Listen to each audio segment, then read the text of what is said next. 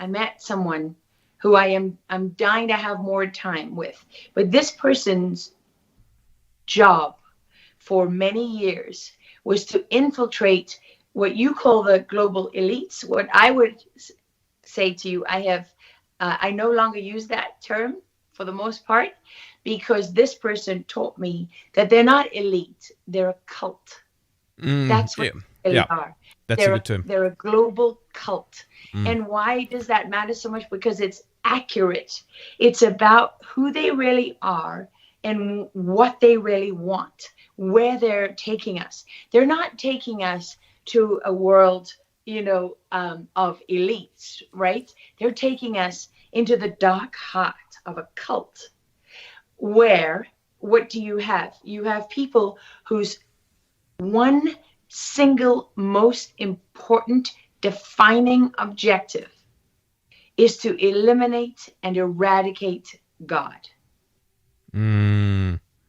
And I'm telling you, this is what this person who spent years, he had to read. Apparently they have all this works and teachings and literature and so on and so on. I mean, he spent 2.5 years just studying everything from the rituals to the traditions to the ideology and so on and so on and so on, in order to be able to successfully infiltrate them at the UN level, right? I can't tell you which faction he was part of. I don't want to give too much away. But because one of the things I asked him is, I said, I get it, but I don't get it. The children. You got to, I have such a problem with this. You got to explain this one to me. And he said, well, first of all, you're looking at it the wrong way.